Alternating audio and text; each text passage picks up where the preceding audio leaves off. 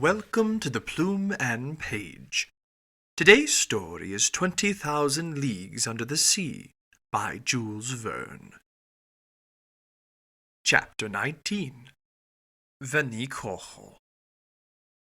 This dreadful sight was the first of a whole series of maritime catastrophes that the Nautilus would encounter on its run. When it plied more heavily traveled seas, we often saw wrecked hulls rotting in mid-water, and farther down cannons, shells, anchors, chains, and 1,000 other iron objects rusting away. Meanwhile, continuously swept along by the Nautilus, where we lived in near isolation, we raised the Tuamotu Islands on December 11, that old dangerous group associated with the French global navigator Commander Bougainville. It stretches from Ducie Island to Lazareff Island, over an area of 500 leagues from the east-southeast to the west-northwest, between latitude 13 degrees 30 and 23 degrees 50 south, and between longitude 125 degrees 30 and 151 degrees 30 west. This island group covers a surface area of 370 square leagues, and it's made up of some 60 subgroups, among which we noted the Gambier group, which is a French protectorate. These islands are coral formations. Thanks to the work of polyps, a slow but steady upheaval will someday connect these islands to each other.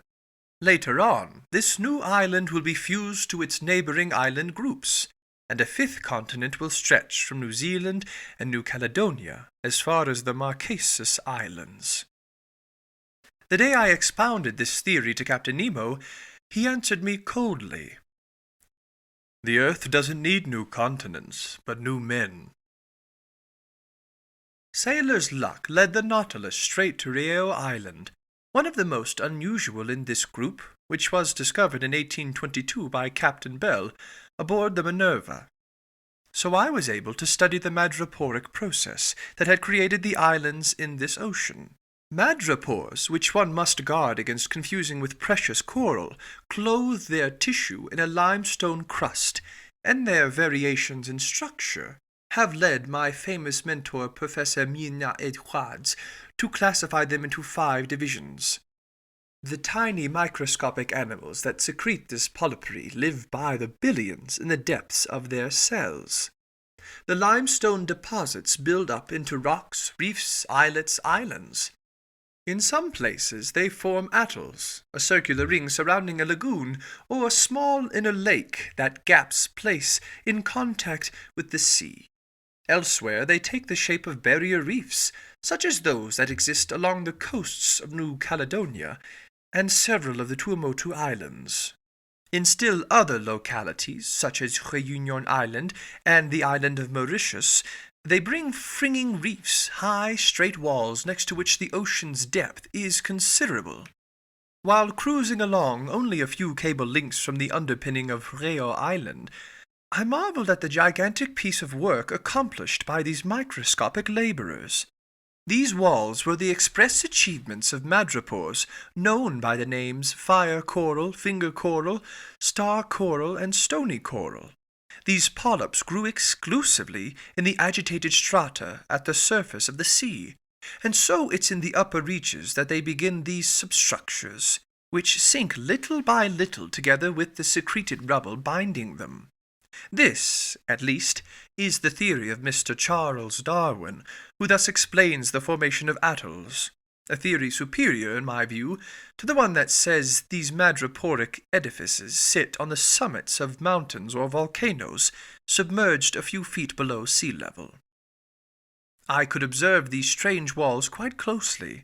Our sounding lines indicated that they dropped perpendicularly for more than 300 meters, and our electric beams made the bright limestone positively sparkle. In reply to a question Conseil asked me about the growth rate of these colossal barriers, I thoroughly amazed him by saying that scientists put it at 1/8 of an inch per biennium. Therefore, he said to me, to build these walls, it took 129,000 years, my gallant Conseil, which significantly extends the biblical days of creation. What's more, the formation of coal, in other words, the petrification of forests swallowed by floods, and the cooling of basaltic rocks likewise call for a much longer period of time. I might add that those days in the Bible must represent whole epochs, and not literally the lapse of time between two sunrises, because, according to the Bible itself, the sun doesn't date from the first day of creation. When the Nautilus returned to the surface of the ocean, I could take in Rio Island over its whole flat, wooded expanse. Obviously, its madreporic rocks had been made fertile by tornadoes and thunderstorms. One day, carried off by a hurricane from neighboring shores, some seed fell onto these limestone beds, mixing with decomposed particles of fish and marine plants to form vegetable humus. Propelled by the waves, a coconut arrived on this new coast. Its germ took root. Its tree grew tall, catching steam off the water.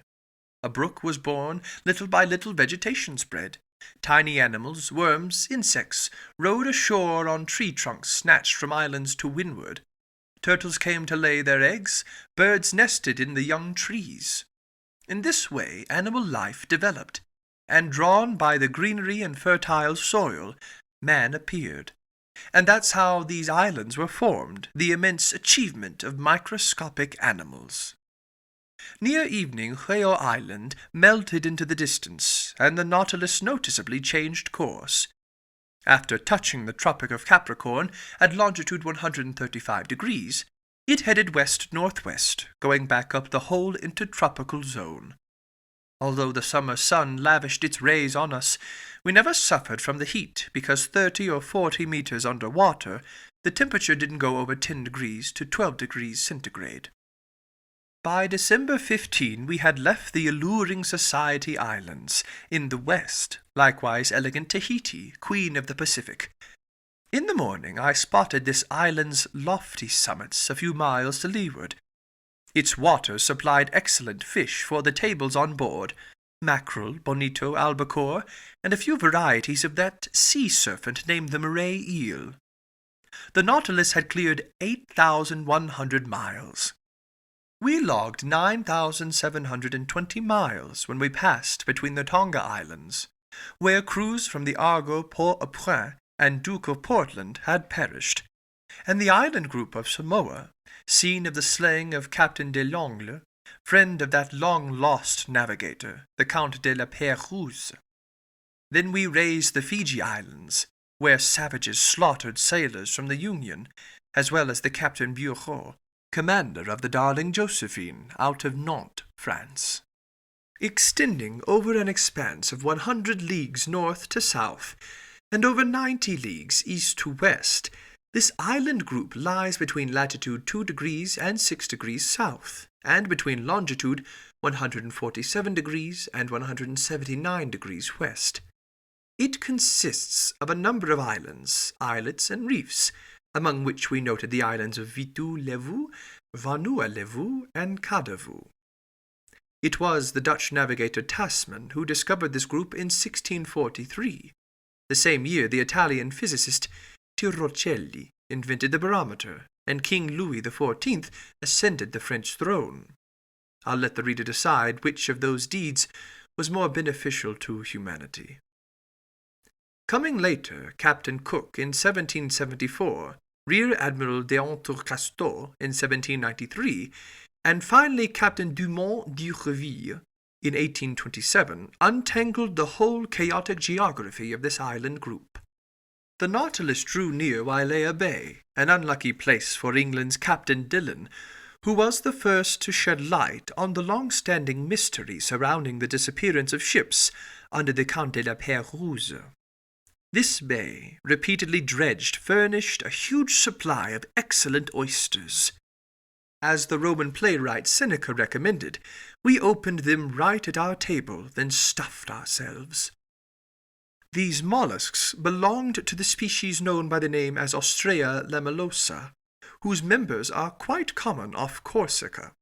This Wailea oysterbank must have been extensive, and for certain, if they hadn't been controlled by numerous natural checks, these clusters of shellfish would have ended up jam-packing the bay, since as many as 2 million eggs have been counted in a single individual. And if Mr. Ned Land did not repent of his gluttony at our oyster fest, it's because oysters are the only dish that never causes indigestion. In fact, it takes no less than 16 dozen of these headless mollusks to supply the 315 grams that satisfy one man's minimum daily requirement for nitrogen. On December 25, the Nautilus navigated amid the island group of the New Hebrides, which the Portuguese seafarer Queiroz discovered in 1606, which Commander Bougainville explored in 1768, and to which Captain Cook gave its current name in 1773. This group is chiefly made up of 9 large islands, and forms a 120-league strip from the north-southwest to the south-southeast, lying between latitude 2 degrees and 15 degrees south, and between longitude 164 degrees and 168 degrees. At the moment of our noon sights, we passed fairly close to the island of Aru, which looked to me like a mass of green woods crowned by a peak of great height. That day it was Yuletide, and it struck me that Ned Land badly missed celebrating Christmas, that genuine family holiday where Protestants are such zealots. I hadn't seen Captain Nemo for over a week when, on the morning of the 27th, he entered the main lounge, as usual acting as if he'd been gone for just 5 minutes. I was busy tracing the Nautilus's course on the world map. The captain approached, placed a finger over a position on the chart, and pronounced just one word: Vanikoro. This name was magic. It was the name of those islets where vessels under the Count de la Pérouse had miscarried. I straightened suddenly. "The Nautilus is bringing us to Vanikoro?" I asked. "Yes, Professor," the captain replied. "And I'll be able to visit those famous islands where the compass and the astrolabe came to grief?" "If you like, Professor." "When will we reach Vanikoro?" "We already have, Professor." Followed by Captain Nemo, I climbed onto the platform, and from there my eyes eagerly scanned the horizon. In the northeast there emerged 2 volcanic islands of unequal size, surrounded by a coral reef whose circuit measured 40 miles. We were facing the island of Vanikoro, proper to which Captain Dumont d'Urville had given the name Island of the Search. We lay right in front of the little harbor of Vanna, located in latitude 16 degrees 4 south and longitude 164 degrees 32 east. Its shores seemed covered with greenery from its beaches to its summits inland, crowned by Mount Gapogo, which is 476 fathoms high. After clearing the outer belt of rocks via a narrow passageway, the Nautilus lay inside the breakers where the sea had a depth of 30 to 40 fathoms. Under the green shade of some tropical evergreens, I spotted a few savages who looked extremely startled at our approach. In this long, blackish object advancing flush with the water, didn't they see some fearsome cetacean that they were obliged to view with distrust? Just then Captain Nemo asked me what I knew about the shipwreck of the Count de la Pérouse. "What everybody knows, Captain," I answered him. "And could you kindly tell me what everybody knows?" he asked me in a gently ironic tone. "Very easily." I related to him what the final deeds of Captain Dumont d'Urville had brought to light, deeds described here in this heavily condensed summary of the whole matter. In 1785, the Count de la Pérouse and his subordinate Captain de Langle were sent by King Louis XIV of France on a voyage to circumnavigate the globe. They boarded 2 sloops of war, the Compass and the Astrolabe, which were never seen again. In 1791, justly concerned about the fate of these 2 sloops of war, the French government fitted out 2 large cargo boats, the Search and the Hope. which left Brest on September 28 under the orders from Rear Admiral Bruni d'Entrecasteaux. 2 months later, testimony from a certain Commander Bowen aboard the Albemarle alleged that rubble from shipwrecked vessels had been seen on the coast of New Georgia. But d'Entrecasteaux was unaware of this news, which seemed a bit dubious anyhow, and headed toward the Admiralty Islands, which had been named in a report by one Captain Hunter as the site of the Comte de la Pérouse's shipwreck. They looked in vain. The Hope and the Search passed right by Vanicrojo without stopping there, and overall this voyage was plagued by misfortune, ultimately costing the lives of Rear Admiral d'Entrecasteaux, 2 of his subordinate officers, and several seamen from his crew. It was an old hand at the Pacific, the English adventurer Captain Peter Dillon, who was the first to pick up the trail left by the castaways from the wrecked vessels. On May 15, 1824, his ship, the St. Patrick, passed by Tikopia Island, one of the New Hebrides. There a native boatman pulled alongside in a dugout canoe and sold Dillon a silver sword hilt bearing the imprint of characters engraved with a cutting tool known as a burin. Furthermore, this native boatman claimed that during a stay in Vanicrojo 6 years earlier, he had seen 2 Europeans belonging to ships that had run aground on the island's reefs many years before. Dillon guessed that the ships at issue were those under the Count de la Pérouse, ships whose disappearance had shaken the entire world.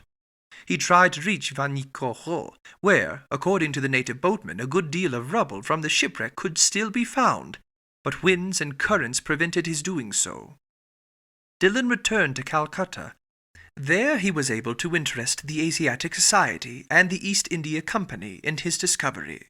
A ship named after the search was placed at his disposal, and he departed on January 23, 1827, accompanied by a French deputy. The new search, after putting in at several stops over the Pacific, dropped anchor before Vanicrojo on July 7, 1827, in the same harbor of Vanna, where the Nautilus was currently floating. There Dillon collected many relics of the shipwreck, iron utensils, anchors, eyelets from pulleys, swivel guns, an 18-pound shell, the remains of some astronomical instruments, a piece of stern rail, and a bronze bell bearing the inscription "Made by Bazin," the foundry mark at Brest Arsenal around 1785. There could no longer be any doubt. Finishing his investigations, Dillon stayed at the site of the casualty until the month of October. Then he left Vanicrojo, headed toward New Zealand, dropped anchor at Calcutta on April 7, 1828, and returned to France, where he received a very cordial welcome from King Charles X. But just then the renowned French explorer Captain Dumont d'Urville, unaware of Dillon's activities, had already set sail to search elsewhere for the site of the shipwreck. In essence, a whaling vessel had reported that some medals and a cross of St. Louis had been found in the hands of savages in the Louisiade Islands and New Caledonia. So Captain Dumont d'Urville had put to sea in command of a vessel named after the astrolabe.